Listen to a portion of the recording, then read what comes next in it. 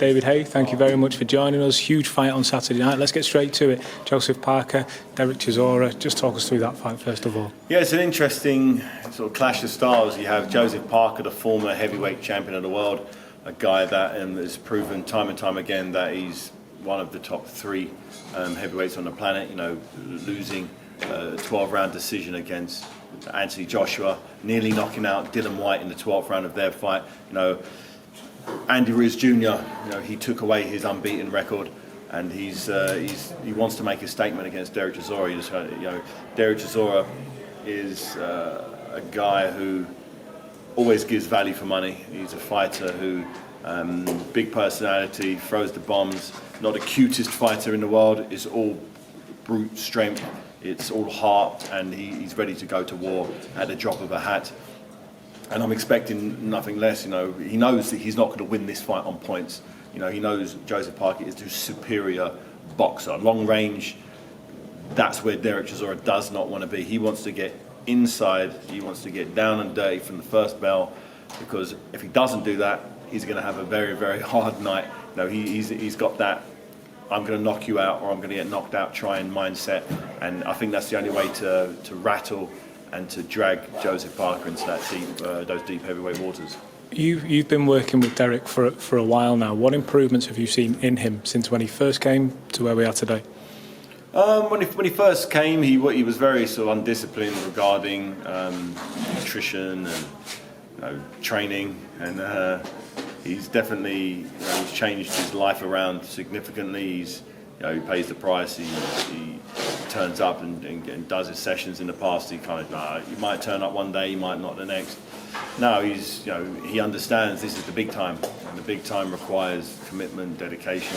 And his last fight, he lost a narrow points decision to Alexander Usyk, who is considered top 5 pound for pound on the planet after his amazing cruiserweight campaign where he unified all the belts.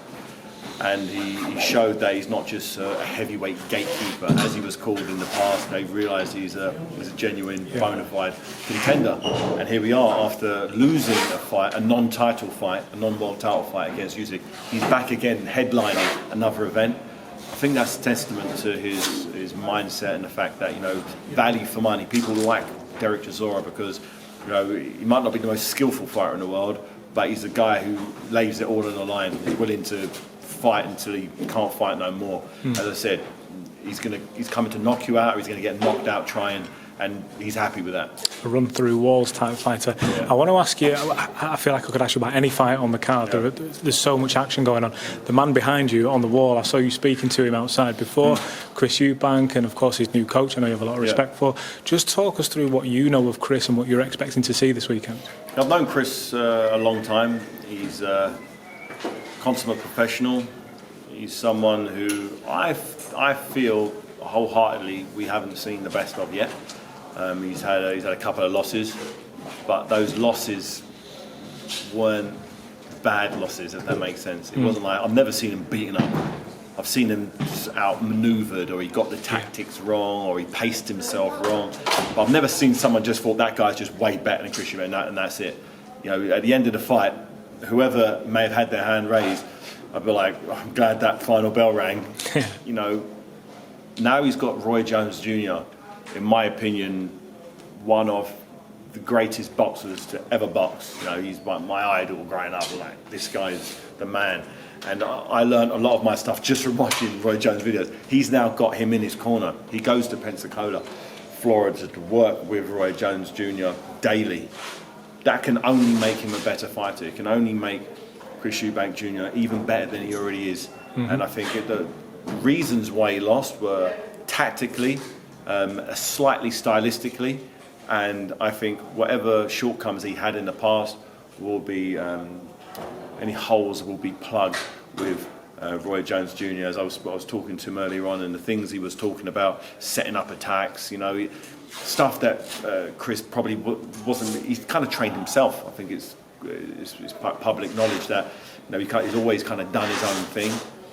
But to get to the echelons of boxing, it's very difficult to do it on your own. You need someone. You need a third eye looking into, you know, tell you stuff that you can't see when you're in the heat of the battle. Sometimes you can't see the woods through the trees, and when you're in there, you don't know what's happening the whole way around. And having someone's keen eye of Roy Jones Jr., who, you know, education-wise for a boxer, you can't ask a more skillful boxer. You know, he's the best, as I said, that has ever done this thing. He's just so genetically gifted, and that's what Chris Eubank Jr. has. He has that fast twitch fibre, and not only has he got the fast twitch fibre, he's got the endurance as well. Normally you have one or the other. Normally you're either super explosive and you need to rest a lot. Then he's somehow got the speed and explosive, and he's got that crazy endurance where he'll throw a 25 punch combination all out, and you think, well, what you're doing, this is a crazy thing to do in round 2 of a 12-round fight, because you're going to blow yourself out. But no, he doesn't get tired. He's got a real good work ethic, a good mindset, and I'm really looking forward to seeing him up close after working with Roy Jones Jr. I just think it's going to take him to that next level. Final one from me. He's been very vocal about wanting a Triple G fight by the end of the year. How would you see that fight playing out? Should it happen? Triple G out. I think Chris Eubank Jr. knocks out Triple G. I've said it from a long time. I just think his style. Everyone runs away from Triple G. Oh, he's so powerful, but he's got a granite chin, and he'll throw down with you, or let his hands go with you. And I don't think anyone's ever done that. And I think he's at the right time now for Triple G to, you know, fight someone like Chris Eubank Jr. Because when it happens, I think he'll be able to stop the granite chin Triple G. I just think he's got that style, and he's got the belief. He's got a new coach. He's ready. I think the Triple G's had his day. In his day, he was a killer. He was one of the best middleweights around. But Chris Eubank Jr. is the future, and I think it's going to have to be a passing of the torch. And I think I'd love for that fight to happen after this one against Morrison. David, it's always a pleasure. Thank you very much for joining us. Welcome back, and we'll see you Saturday. Definitely. Thank you, man.